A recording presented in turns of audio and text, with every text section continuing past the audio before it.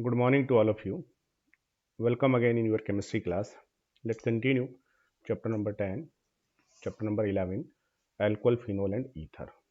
और हमारा जो कंटिन्यू में चैप्टर चल रहा था वो चल रहा था एसिडिक नेचर। और उसमें हमने कहा कि फिनोल्स जो होते हैं बेटा ये फिनोल्स एसिडिक होते हैं और फिनोल जो होते हैं बेटा ये अल्कोहल के कंपेयर में मोर एसिडिक होता है फिनोल। क्यों होता है तो हमने वो दो तीन लॉजिक से हमने समझा था कि ये ज़्यादा एसिडिक क्यों है। क्योंकि कार्बन जो होता है इसका हाइब्रिडाइजेशन एक तो sp2 है जिससे कार्बन की En इंक्रीज हो जाती है। अब आपको ये कॉन्सेप्ट याद रखना है कि कार्बन में तीन टाइप का हाइब्रिडाइजेशन sp3 sp2 और sp। जब कार्बन में बेटा sp हाइब्रिडाइजेशन होता है ना तो इसकी En सबसे ज़्यादा होती है, याद रखेंगे। sp2 होता है तो En थोड़ी सी कम और sp की En सबसे कम होती है। sp वाले की En अप्रॉक्स 2.58 या 56 के लगभग होती है। इसकी En जो है वो 2.8 और इसकी तो 3 से भी ज़्यादा En हो जाती है। तो sp2 होते ही En बढ़ गई और En बढ़ गई है तो फिर ये उसको इलेक्ट्रॉन देगा नहीं बल्कि वहाँ से इलेक्ट्रॉन खींचेगा जिससे यहाँ इलेक्ट्रॉन की डेफिशिएंसी होगी और यहाँ पोलैरिटी इंक्रीज होगी। दूसरा, ये रेजोनेंस करता है जिससे पॉजिटिव चार्ज क्रिएट होता है जिससे ये H पॉजिटिव को रिलीज करना चाहेगा। और तीसरा, H पॉजिटिव चला जाए तो जो इंटरमीडिएट बनेगा दैट इज मोर स्टेबल या that stabilise by the resonance. इस तरीके से phenols are more acidic than alcohol. आज हम क्या डिस्कस करने वाले बेटा? आज हम डिस्कस करने वाले हैं effect of substituent on acid strength of phenol. Phenol की जो एसिडिक स्ट्रेंथ होती है उसके ऊपर सब्स्टिट्यूएंट ग्रुप्स जो है उनका क्या फर्क पड़ता है। ठीक है, अब देखिएगा क्या इसका कॉन्सेप्ट है, क्या ये कहने वाला है। इसका मतलब बेटा ये है कि फिनोल अगर आपके पास में हो और उस फिनोल के ऊपर अगर आप कोई सब्स्टिट्यूएंट ग्रुप जोड़ो तो ये फिनोल हमारे पास में, और इस फिनोल के ऊपर हमने किसी सब्स्टिट्यूएंट ग्रुप को जोड़ा जस्ट लाइक जैसे मैं इसके ऊपर NO2 ग्रुप जोड़ दूं तो इस NO2 ग्रुप से इसकी एसिडिटी पर क्या इफेक्ट पड़ेगा। ठीक है, अगर फिनोल मेरे पास में है इसके ऊपर मैंने मिथाइल ग्रुप अगर जोड़ा तो इससे इसकी एसिडिटी पर क्या इफेक्ट पड़ेगा। तो अब आपको यहाँ पर समझना है कि जो भी मैं सब्स्टिट्यूएंट ग्रुप जोड़ूंगा ये दो टाइप का होगा। कौन कौन सा? एक तो ये जो सब्स्टिट्यूट ग्रुप है ये या तो होगा इलेक्ट्रॉन विथड्रॉइंग ग्रुप होगा या फिर ये इलेक्ट्रॉन डोनेटिंग ग्रुप होगा। दो टाइप का ये ग्रुप हो सकता है, या तो इलेक्ट्रॉन को खींचने वाला होगा या इलेक्ट्रॉन को डोनेट करने वाला होगा। तो दोनों का ही क्या इफेक्ट पड़ने वाला है। ठीक है, तो समझ सकते हो दोनों का क्या इफेक्ट पड़ेगा। तो देखिएगा इफेक्ट दोनों का ये पड़ने वाला है कि यहां से जैसे ये एसिड बनेगा H पॉजिटिव को रिलीज करेगा गया, जैसे यहां से ये H पॉजिटिव को रिलीज करेगा ये फिनोक्साइड आयन बनेगा। अब देखो अगर जो मैंने ग्रुप जोड़ा अगर ये ग्रुप इलेक्ट्रॉन विथड्रॉइंग है तो विथड्रॉइंग ग्रुप होगा तो क्या करेगा ये इलेक्ट्रॉन को अपनी तरफ पुल करेगा, खींचेगा, अपनी तरफ खींचेगा। उससे क्या होगा, उससे इस O के इलेक्ट्रॉन खींचेंगे और O के इलेक्ट्रॉन खींचेंगे उससे क्या होगा, इस O के इलेक्ट्रॉन डेंसिटी जो है जो चार्ज है वो चार्ज क्या होगा, डेंसिटी या चार्ज डिक्रीज होगा।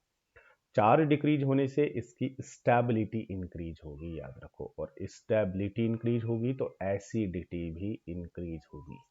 तो इलेक्ट्रॉन विथड्रॉइंग ग्रुप जो होता है बेटा वो हमेशा एसिडिटी को बढ़ाता है, तो ये तो एसिडिटी को इंक्रीज करेगा। लेकिन अगर इलेक्ट्रॉन डोनर ग्रुप हुआ तो उसमें क्या होगा, उसमें ये होगा इलेक्ट्रॉन डोनर ग्रुप है तो डोनर है तो जैसे ही H पॉजिटिव रिलीज करेगा इंटरमीडिएट बन गया, नेगेटिव चार्ज आ गया, अब ये डोनर है तो इलेक्ट्रॉन को डोनेट करेगा। जिससे क्या होगा, जिससे इस O के पास और इलेक्ट्रॉन्स आएंगे और इलेक्ट्रॉन्स आएंगे तो इसके ऊपर चार्ज बढ़ जाएगा। और चार्ज जैसे यहाँ पर इंक्रीज हुआ, चार्ज इंक्रीज होगा तो स्टेबिलिटी इसकी क्या हो जाएगी, डिक्रीज हो जाएगी, और एसिडिटी भी क्या हो जाएगी, एसिडिटी भी डिक्रीज हो जाएगी। तो इलेक्ट्रॉन डोनेटिंग ग्रुप जो होते हैं वो एसिडिटी को डिक्रीज करते हैं। दैट्स राइट, इस तरीके से ये इफेक्ट पड़ेगा। अभी हम और भी अच्छे से समझ लेंगे इसको, देखिएगा। In substituted phenols the presence of electron withdrawing group. Electron withdrawing group जो है, जो कि इलेक्ट्रॉन को खींचने वाले हैं, जिनका कि कौन सा इफेक्ट होता है, माइनस आई इफेक्ट होता है। इसके अलावा इनका माइनस आर इफेक्ट भी होता है। माइनस आर और माइनस आई इफेक्ट वाले जो ग्रुप होते हैं, जैसे नाइट्रो ग्रुप, जैसे, ठीक है। Enhance the acidic strength of phenol, ये फिनोल की एसिडिटी को बढ़ा देंगे। इलेक्ट्रॉन विदड्रॉइंग ग्रुप फिनोल की एसिडिटी को बढ़ा देंगे, ठीक है। This effect is more pronounced when such a group is present at ortho and para position। और ये इफेक्ट कब ज़्यादा पावरफुल हो जाता है, जब इलेक्ट्रॉन विदड्रॉइंग ग्रुप ऑर्थो और पैरा पोजीशन पर जब जुड़ा होता है। तो ये जो फिनोल है, इसकी ऑर्थो और पैरा पोजीशन पर जब जुड़ता है ना, तो ये इफेक्ट और भी बहुत ज़्यादा पावरफुल लगता है, ठीक है। It is due to the effective delocalisation of negative charge in phenoxide ion when substituent is at ortho और पैरा पोजिशन। जब ये ऑर्थो और पैरा पोजिशन पर प्रेजेंट होता है, तो जो फिनोक्साइड आयन बनेगा उसका नेगेटिव चार्ज ज़्यादा डीलोकेलाइजेशन होता है, जिससे जो नेगेटिव आयन है उसकी स्टेबिलिटी बहुत ज़्यादा हो जाती है, ठीक है। ऑन द अदर हैंड, जबकि इलेक्ट्रॉन रिलीजिंग जो ग्रुप होते हैं, इलेक्ट्रॉन डोनेटिंग जो ग्रुप होते हैं, जिनका कि प्लस आई इफेक्ट होता है, ठीक है, सच है, जैसे कि कौन से ग्रुप होते हैं, एल्काइल ग्रुप होते हैं, do not favour the formation of phenoxide ion. ये फिनोक्साइड आयन नहीं बनने देते, क्योंकि इलेक्ट्रॉन डोनेट करते हैं ना, जिससे ऑक्सीजन के ऊपर इलेक्ट्रॉन की चार्ज बढ़ जाएगा, एच को अट्रैक्ट करेगा, बॉन्ड की पोलैरिटी कम हो जाएगी, resulting in decrease in acidic strength. That's right. For example, increasing order, ये लिखा हुआ है क्रिसोल, बेंजीन, फिनोल और ऑर्थोनाइट्रोफिनोल का। अभी हम इसे एक एग्जांपल लेकर अंडरस्टैंड कर सकते हैं, समझ सकते हैं। देखिएगा कैसे बेटा, देखिए, अगर मैं आपको ये कहूं कि बेटा मेरे पास एक नॉर्मली फिनोल है, और एक फिनोल मेरे पास ऐसा है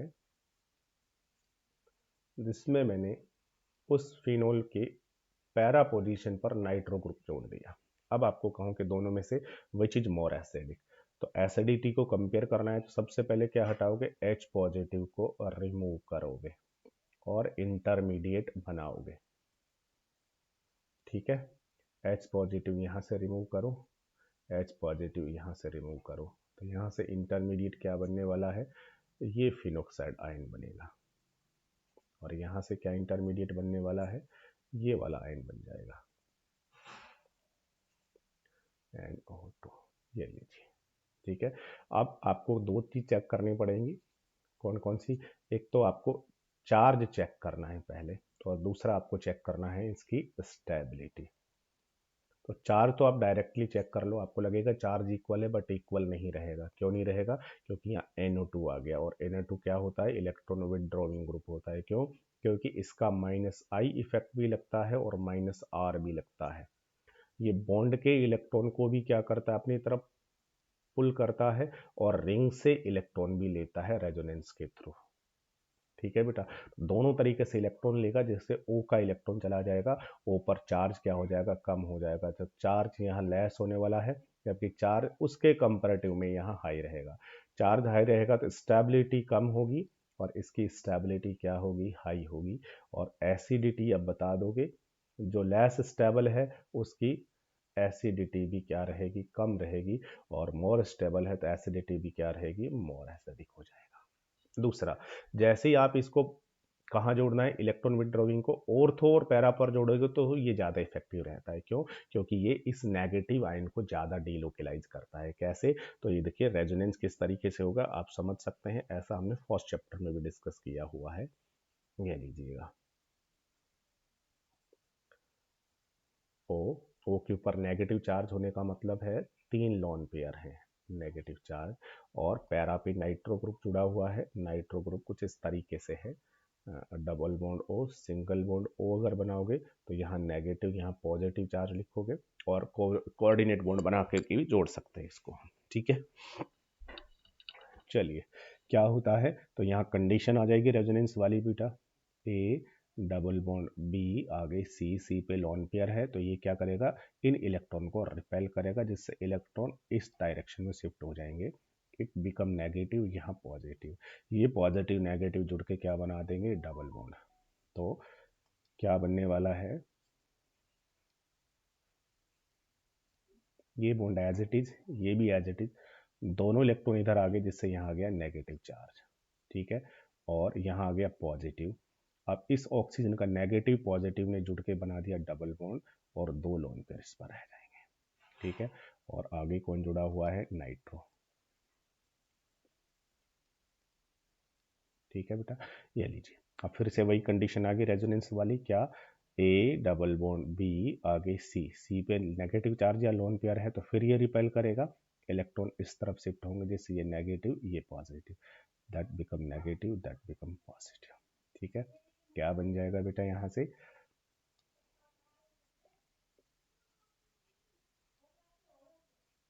ये लीजिए, ये double bond O as it is रहेगा, इस बॉन्ड पे कोई इफेक्ट नहीं पड़ा, ये एज इट इज रहेगा, ठीक है। ये इलेक्ट्रॉन इधर शिफ्ट हो गए, इधर शिफ्ट होने से यहाँ नेगेटिव चार्ज आ गया, यहाँ पॉजिटिव नेगेटिव ने मिलके क्या बना लिया है, डबल बॉन्ड बना लिया है, ये लीजिए। और आगे कौन जुड़ा हुआ है, आगे जुड़ा हुआ है नाइट्रोजन, एन, एन से डबल बॉन्ड ओ, और इस ओ पे है कौन सा चार्ज है, नेगेटिव, यहाँ पॉजिटिव चार्ज है, ये लीजिए। अब अगर ये NO2 नहीं होगा तो फिर ये इधर डीलोकलाइजेशन करेगा, और जैसे ही NO2 जुड़ा है तो इस कार्बन पर जैसे ही नेगेटिव चार्ज आएगा तो क्या होगा, अब ये इसके साथ भी रेजोनेंस करेगा। कैसे रेजोनेंस करेगा बेटा, इस तरीके से रेजोनेंस कर लेगा, क्या होगा, यहाँ से और N और O में से क्या होगा, ये जो ऑक्सीजन है ये ऑक्सीजन अपने इलेक्ट्रॉन खींच लेगा, जिससे ऊपर नेगेटिव, N पे एक और पॉजिटिव चार्ज आ जाएगा, तो इसका नेगेटिव पॉजिटिव जुड़ के क्या बना देंगे, डबल बॉन्ड बना देंगे। और नेक्स्ट रेजोनेटिंग स्ट्रक्चर हो जाएगी ये वाली, जिसमें ये डबल बॉन्ड यहाँ यहाँ as it is, double bond O as it is, और इसका नेगेटिव और N का पॉजिटिव ने मिलके बना दिया double bond,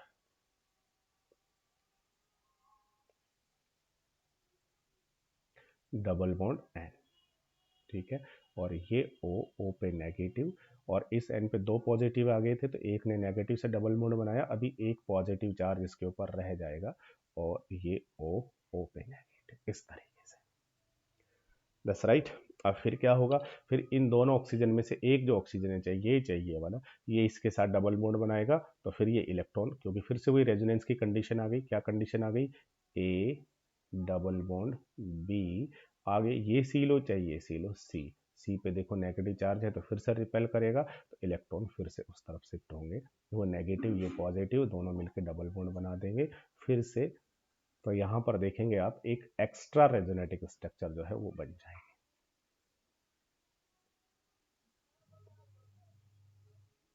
and O negative, और इलेक्ट्रॉन जैसे उधर शिफ्ट होगा ये पॉजिटिव बनेगा, फिर ये नेगेटिव, तो नेगेटिव चार्ज यहाँ पे आ जाएगा, ठीक है।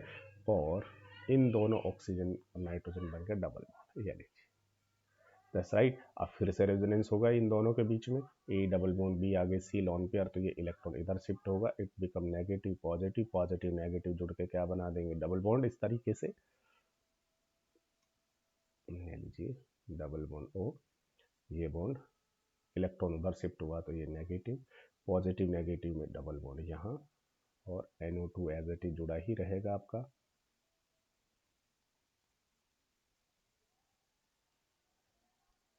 ठीक है। फिर से कंडीशन आ गई कौन सी, ए डबल बॉन्ड बी आगे सी, तो फिर ये इलेक्ट्रॉन को रिपेल करेगा, इलेक्ट्रॉन फिर उस तरफ शिफ्ट हो जाएंगे, जिससे ये वापस से इसमें कन्वर्ट हो जाएगा, दैट्स राइट, इस तरीके से। तो जब आप ऑर्थो और पैरा पर NO2 जोड़ोगे तो वो रेजोनेंस में पार्टिसिपेट करेगा, जिससे ऑर्थो पैरा पर ये इफेक्ट बहुत ज़्यादा लगेगा, क्योंकि नेगेटिव चार्ज जो है उस नेगेटिव चार्ज का रेजोनेंस के अंदर ज़्यादा डीलोकलाइजेशन हुआ है, दैट्स राइट, जिससे इस O पर इलेक्ट्रॉन की डेंसिटी काफ़ी कम हो जाएगी, इसलिए ये चार्ज कम हो गया तो मोर स्टेबल होगा और मोर एसिडिक हो जाएगा, दैट्स राइट। चलिए नेक्स्ट, अगर इलेक्ट्रॉन डोनेटिंग अगर आपने जोड़ा तो फिर उससे क्या फ़र्क पड़ेगा, उससे फ़र्क ये पड़ जाएगा बेटा, देखिए अगर आपने ये फिनोल लिया और एक नॉर्मली फिनोल लेकर के आपने क्या किया, इस फिनोल के ऊपर आपने एक इलेक्ट्रॉन डोनेटिंग ग्रुप जोड़ दिया लाइक CH3, ये लीजिए, ये आपका क्रिशॉल हो गया है। अब इन दोनों का एसिडिटी कंपेयर करना है, तो सबसे पहले क्या करोगे, H पॉजिटिव को रिमूव करके इंटरमीडिएट बनाओगे। ठीक है, यहाँ से H पॉजिटिव को रिमूव करोगे, बताओ क्या इंटरमीडिएट बनेगा। H पॉजिटिव को रिमूव करोगे ये, यहाँ से ये इंटरमीडिएट क्या बन गया, O नेगेटिव, और यहाँ से क्या बन गया है, O नेगेटिव CH3। ये लीजिए। अब आपको क्या चाहिए, अब आपको दो चीज़ें चाहिए, एक तो चार्ज चाहिए, एक स्टेबिलिटी चाहिए। चार्ज यहाँ तो रेजोनेंस होगा, तो यहाँ तो इलेक्ट्रॉन इधर जाएगा तो चार्ज क्या होगा, कम हो जाएगा। लेकिन यहाँ रेजोनेंस तो होगा, बट इस CH3 का कौन सा इफेक्ट लगता है, +I, तो ये क्या करेगा, इलेक्ट्रॉन को पुश करेगा, जिससे इलेक्ट्रॉन वहाँ जाएंगे। तो कंपैरेटिवली यहाँ चार्ज क्या होने वाला है, हाई होने वाला है। ठीक है, चार्ज कम है इसलिए स्टेबिलिटी कैसी है, हाई, और इसकी स्टेबिलिटी कैसी है, कम। ठीक है, स्टेबिलिटी अगर आ जाए तो फिर एसिडिटी भी बता दोगे आप क्या होगी, एसिडिटी, जिसकी स्टेबिलिटी ज़्यादा है उसकी एसिडिटी भी हाई होगी और इसकी कम होगी। ये लीजिए। ठीक है, तो अब देखिएगा, अगर मैंने फिनोल लिया,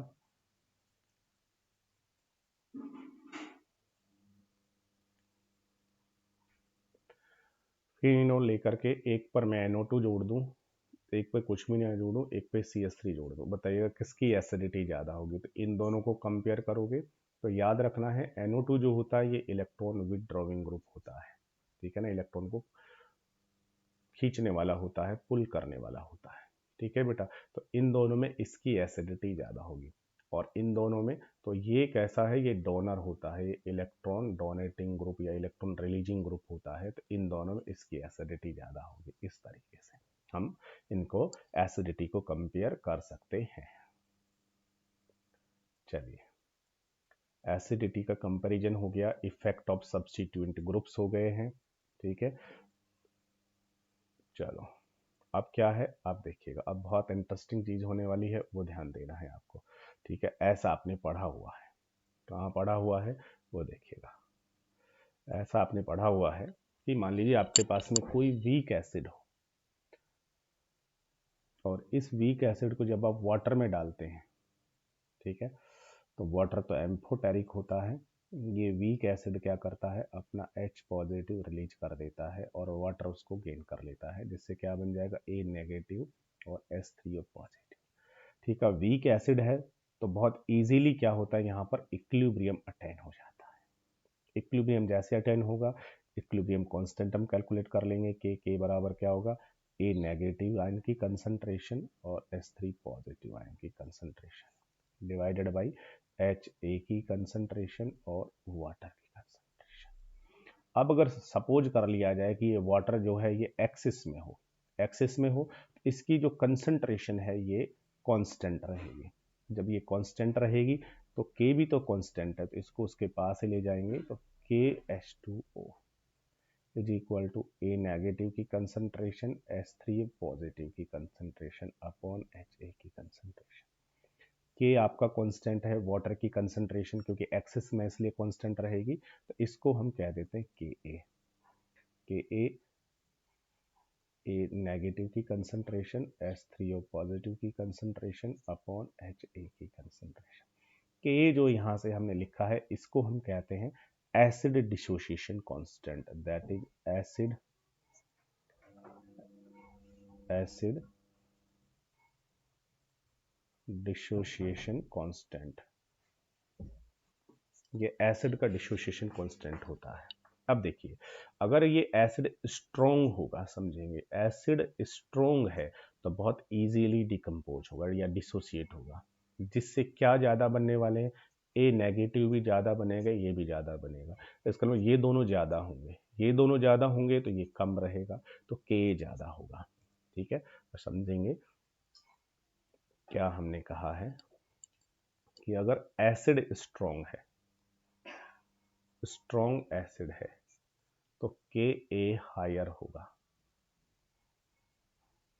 और वीक अगर एसिड है तो क्या होगा, वीक एसिड है तो के ए कैसा होगा, लोअर। क्यों, क्योंकि ये डिसोसिएट नहीं होगा। तो ये ऐसा कैसा रहेगा, मतलब ये अमाउंट ज़्यादा रहेगी, ये दोनों कम होंगे, तो ऊपर वाले कम होंगे, नीचे वाला ज़्यादा, तो ये कम आएगा। That's right. आप सुनिए, के ए की जब वैल्यू निकालते हैं ना, तो के ए की वैल्यू बड़ी उठपटांग वैल्यू आती है।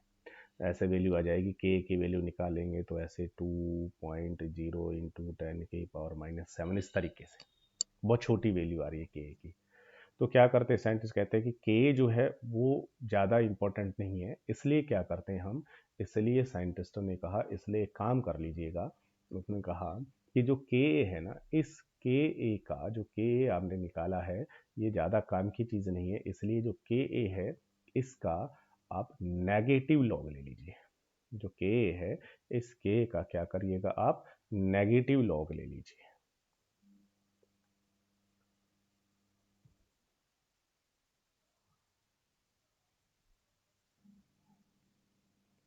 के जो है उस के का नेगेटिव लॉग ले लीजिए। तो जैसे ही आप नेगेटिव लॉग लोगे के का, तो ये आपका बन जाता है पी के ए। ठीक है, अब पी के की वैल्यू बड़ी अच्छी आती है। कैसे आ जाती है देखना, के आपका इतना आया, इसका आपने नेगेटिव लॉग ले लिया। नेगेटिव लॉग लेंगे तो इसको सॉल्व करेंगे, क्या करना है आपने, नेगेटिव लॉग किसका लॉग लेना है, 2 × 10⁻⁷ का। ठीक है, तो ये कितना हो जाएगा आपका, तो नेगेटिव लॉग 2 और ये मल्टीप्लाई है, इसको किस में कन्वर्ट हो जाएगा, प्लस में, तो माइनस क्या हो जाएगा, नेगेटिव लॉग 10⁻⁷। -7 को कहाँ ले आओगे, आगे ले आओगे। That's right. तो माइनस माइनस प्लस हो जाएगा, तो क्या बन जाएगा, नेगेटिव लॉग 2 और क्या आ जाएगा आपका, प्लस में 7 लॉग 10। लॉग 10 की वैल्यू 1, तो 7 में से लॉग 2 की वैल्यू को आप डिडक्ट कर दोगे, तो लॉग 2 की वैल्यू कितनी होती है, 7 माइनस 0.2301, कुछ इस तरीके से होता है लॉग 2 की वैल्यू 2.303। ठीक है, तो 3010 होती है, हाँ, 0.3010 इतना। तो इसमें से डिडक्ट कर दीजिए, तो 6 पॉइंट जो है वो समथिंग वैल्यू जो है वो आपकी आ जाएगी इस पूरे की। तो देखिए, एक तो ऐसे वैल्यू था और नेगेटिव लॉग लेते ही वो 6 के अंदर आपकी वैल्यू आ गई, ये 6 पॉइंट समथिंग। तो कहते हैं कि के जो है वो ज़्यादा यूजफुल नहीं है, इसलिए उसका नेगेटिव लॉग ले लो, तो क्या बन जाएगा, पी के बन जाएगा। अब देखिए, अब उल्टा हो जाएगा, अगर किसी का के अगर बहुत बड़ा है तो उसका पी के क्या आएगा, कम आएगा। अब देखिए, यहाँ के जो था वो इतना था, और अगर मैं लिखता कि किसी का के जो है वो हो 2 × 10⁻⁻3, तो कौन सा ज़्यादा बड़ा है, ये या ये ज़्यादा बड़ा है, ये ज़्यादा बड़ा होगा। इसे सॉल्व करेंगे, इसे सॉल्व करेंगे, तो यहाँ 7 से डिडक्ट करना पड़ता था, यहाँ 3 से डिडक्ट करोगे इसको, तो ऑब्वियसली क्या आने वाला है, कम आने वाला है कि नहीं कम आने वाला है। तो के जिसका बड़ा होगा उसका पी के कम आएगा। That's right. तो याद रखना है, के जिसका बड़ा होगा मतलब इंक्रीज होगा, तो उसका पी के कम आएगा। अब देखिएगा यहाँ से, अगर आपके पास एसिड स्ट्रॉन्ग है तो स्ट्रॉन्ग एसिड का के ज़्यादा होता है, के हायर होता है, इसका मतलब उसका पी के कैसा होगा, उसका पी के लोअर होगा। पी के एक ऐसा होगा, लोअर होगा। और अगर जो के लोअर है तो उसका पी के क्या होगा, हायर होगा। तो कुछ जो एसिड्स होते हैं, उन एसिडों की स्ट्रेंथ जो है कि वो स्ट्रॉन्ग है या वीक है, वो हम पीके ए से डिजाइन करते हैं। पीके, तो पीके अगर आपको पता हो तो उससे आप बता सकते हो कि कौन सा ज़्यादा स्ट्रॉन्गर है। जैसे यहाँ पर देखिएगा, यहाँ पर कुछ एसिड्स की पीके दी हुई है, पीके वैल्यू ऑफ सम फिनोल और इथेनॉल की दी हुई है। ठीक है, तो देखिएगा यहाँ से इथेनॉल का पीके देखिए इतना है, ठीक है, और फिनोल का पीके देखिएगा इतना है। अरे बस सुनिए, किसका पीके ज्यादा है, पीके इथेनॉल का ज्यादा है। पीके ज्यादा होने का मतलब है that is less acidic, it is less acidic, it is more acidic. ठीक है, ये फिनोल और ऑर्थो नाइट्रो क्रिसोल, क्रिसोल का पीके और भी कम, इसका मतलब ortho nitro phenol that is और भी ज्यादा एसिडिक, मोर एसिडिक। ठीक है, phenol is millions time more acidic then वो इथेनॉल, कंपेयर कर सकते हैं इसको। ठीक है, यहाँ पर आपको बहुत कम डिफरेंस लग रहा है, लेकिन ये जो डिफरेंस है ना, ये डिफरेंस ये 5.9 का, ये एक्चुअल में 10 की पावर 5 के फॉर्म में आ रहा है। तो मिलियंस टाइप मोर एसिडिक होता है phenol than ethanol. That's right. चलिएगा, एसिडिक स्ट्रेंथ, एसिडिक नेचर हो गया है। अब एक क्वेश्चन है जो आप सॉल्व कर सकते हैं, एग्जांपल है, arrange the following compounds in increasing order of their acidic strength. Acidic strength के फॉर्म में इनको अरेंज कर दीजिए। अरेंज करना है तो पहले आपको इन सब का स्ट्रक्चर आना चाहिए, ठीक है। तो हम अरेंज कर सकते हैं। क्या क्या है, पहले कह रहा है propane 1 all, propane 1 all 1 2 3, propane 1 all OH। दूसरा क्या कर रहा है, प्रोपेन 1, फिर कर रहा है 2,4,6 ट्राई नाइट्रोफिनॉल, फिनॉल है और उसके ऊपर क्या है 2,4,6 ट्राई नाइट्रो, 2 पे 4 पे और 6 पे। उसके बाद कर रहा है 3 नाइट्रोफिनॉल, फिर एक और फिनॉल है, उसमें 1 2 3 पे नाइट्रो है। उसके बाद 3,5 डाई नाइट्रोफिनॉल, फिनॉल है और उसमें 1 2 3 पे NO2 है और 5 पे NO2 है, फिनॉल। और कौन है, 4 मिथाइल फिनॉल, फिर एक और फिनॉल है, 1 2 3 4, 4 पे कौन है, मिथाइल। ले लीजिए, बताइए कौन सबसे ज़्यादा एसिडिक होगा। तो बेसिक कॉन्सेप्ट काम में लोगे। पहला कॉन्सेप्ट तो यही है कि फिनोल मोर एसिडिक होते हैं देन एल्कोहल। अब इनमें से एल्कोहल कौन सा है, एल्कोहल आपका ये है और ये सारे फिनोल हैं, तो फिनोल मोर एसिडिक होंगे। तो इसका मतलब सबसे कम कौन होने वाला है, ये सबसे लास्ट में होने वाला है, सबसे कम यही होने वाला है, सबसे कम, लेस सबसे, ठीक है। चलिए अब इनमें से सबसे ज़्यादा कौन सा होगा, तो अब फिनोल की बात आ गई। अब फिनोल होता है एक तो अकेला, और एक जो फिनोल होता है उसके ऊपर आप क्या जोड़ दो, इलेक्ट्रॉन विड्रोविंग ग्रुप, और एक फिनोल के ऊपर जोड़ दो आप इलेक्ट्रॉन डोनेटिंग ग्रुप। अब देखिए इसमें NO2 NO2 NO2 NO2 NO2 इन सब में है विड्रोविंग, इसमें है मिथाइल डोनेटिंग। अब डोनेटिंग वाला जो होता है उसकी एसिडिटी कम होती है, ठीक है, और विड्रोविंग की ज़्यादा होती है। तो इनमें विड्रोविंग है तो इन तीनों की ज़्यादा होगी, इसकी सबसे कम होगी। इसका मतलब ये सबसे कम होने वाला है। अगर ये 1 नंबर पे होगा सबसे कम में, लेस है, तो ये 2 नंबर पे होगा। अब इन तीनों में देखिएगा, इन तीनों में भी यहाँ एक NO2 है, एक विड्रोविंग है, यहाँ 2 है और यहाँ 3 है। तो कौन सा सबसे ज़्यादा स्ट्रॉन्ग विड्रोवल होगा, ऑब्वियसली दिस। और यहाँ देखिएगा ऑर्थो पैरा पर है, तो ये इफेक्ट यहाँ सबसे ज़्यादा लगेगा, जबकि यहाँ मेटा पर है, तो कंपैरेटिवली थोड़ा कम लगेगा और यहाँ सबसे कम लगेगा। ऐसा भी समझ सकते हैं और नंबर से भी समझ सकते हैं। तो उसके बाद कौन होगा इससे थोड़ा सा ज़्यादा, ये, और ज़्यादा ये, और सबसे ज़्यादा होगा ये। That's right.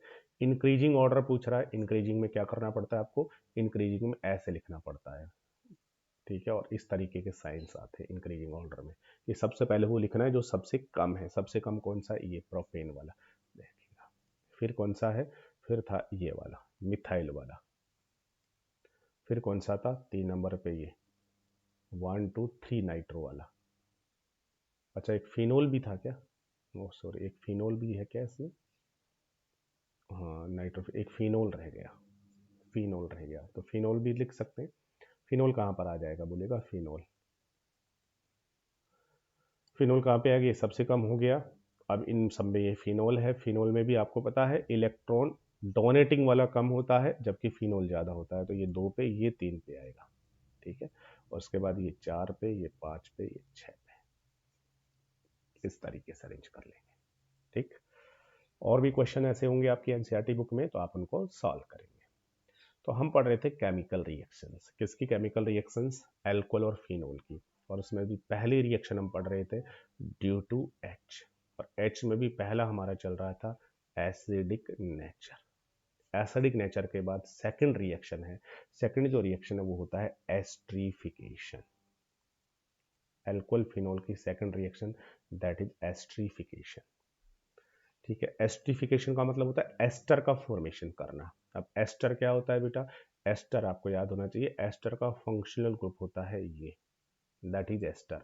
लेकिन उसके लिए नेसेसरी है कि इस तरफ आर होना चाहिए, इधर चाहिए आप आर जोड़ो चाहे एच जोड़ो, कोई फर्क नहीं पड़ेगा। एच जोड़ोगे तो बहुत स्मॉलेस्ट एस्टर बनेगा, आर जोड़ोगे तो बड़ा एस्टर बनता जाएगा, लेकिन इधर आर होना चाहिए ओ के डायरेक्शन में, दैट इज एस्टर। तो अल्कोहल और फिनोल रिएक्ट विद किस किस के साथ रिएक्ट कर लेते हैं? कार्बोक्सिलिक एसिड के साथ रिएक्ट कर लेते हैं, एसिड क्लोराइड के साथ रिएक्ट कर लेते हैं, और इसके अलावा एसिड एनहाइड्राइड के साथ रिएक्ट कर लेते हैं और एस्टर का फॉर्मेशन कर लेते हैं। That's right. तीनों के साथ एस्टर बना लेते हैं। किस तरीके से बना लेते हैं देखिएगा बेटा, कुछ इस तरीके से देखिए।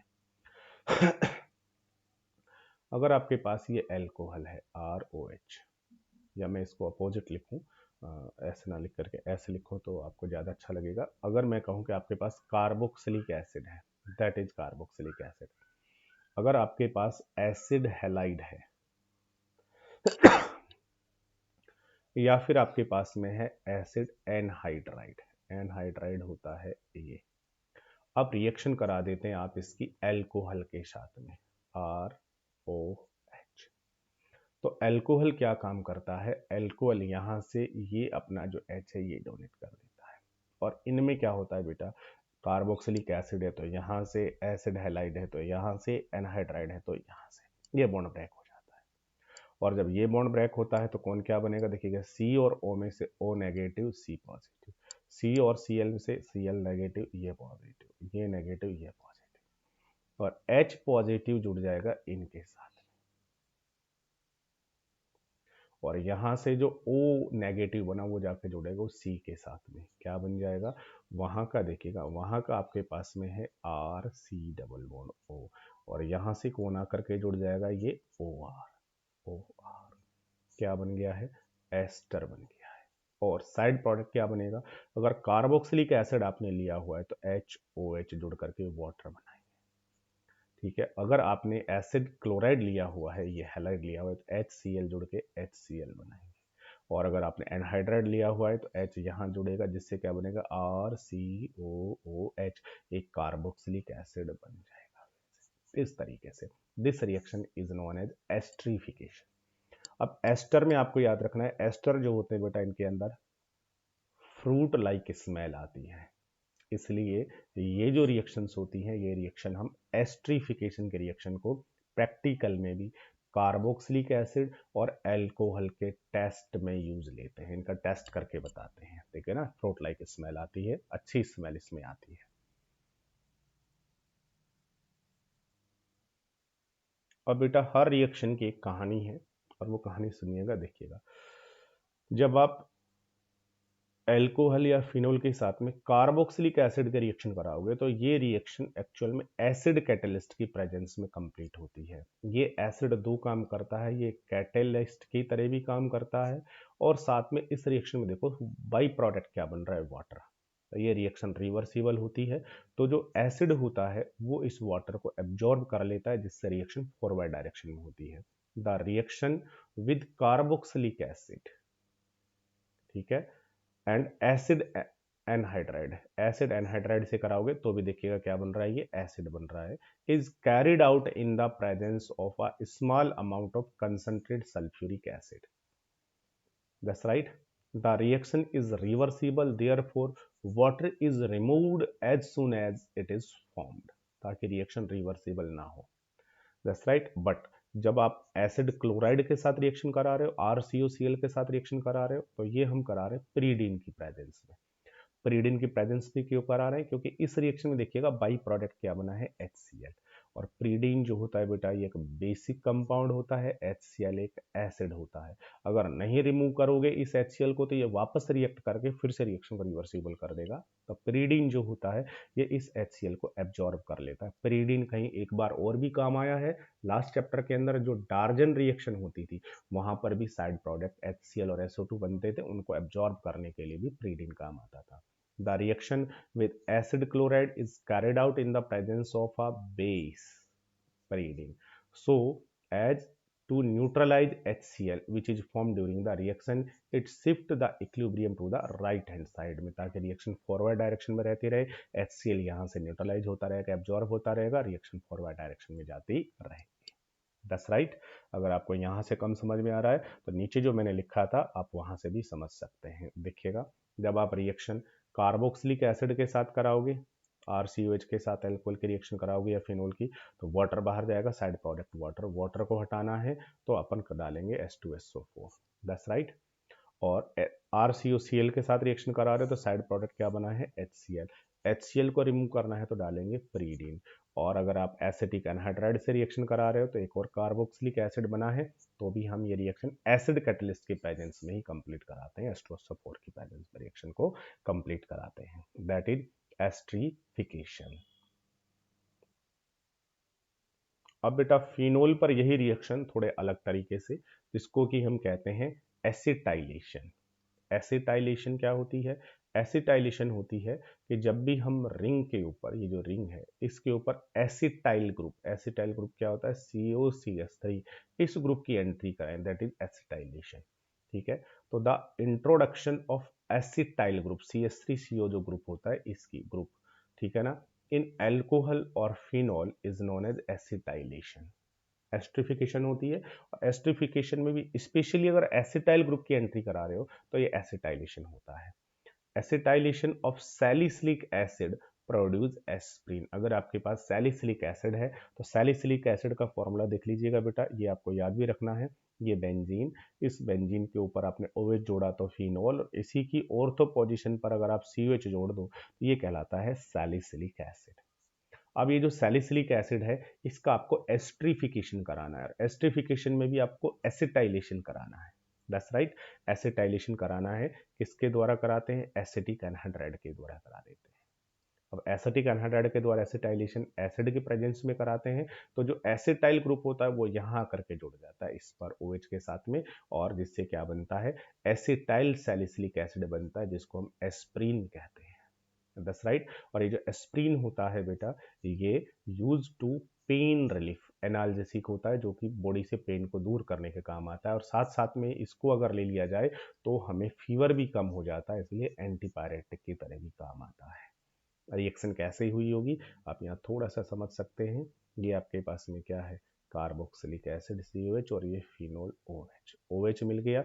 अब आपने इसके रिएक्शन किससे करा दी है, एसिटिक एनहाइड्राइड से। ये एसिटिक एनहाइड्राइड है, इसको मैं ऐसे लिख दूंगा CH3C double bond OC double bond CH3। तो एक्चुअल में देखिएगा यहाँ पर CH3CO ग्रुप इधर भी है, CH3CO ग्रुप इधर भी है, तो कितने CH3CO ग्रुप हो गए, दो।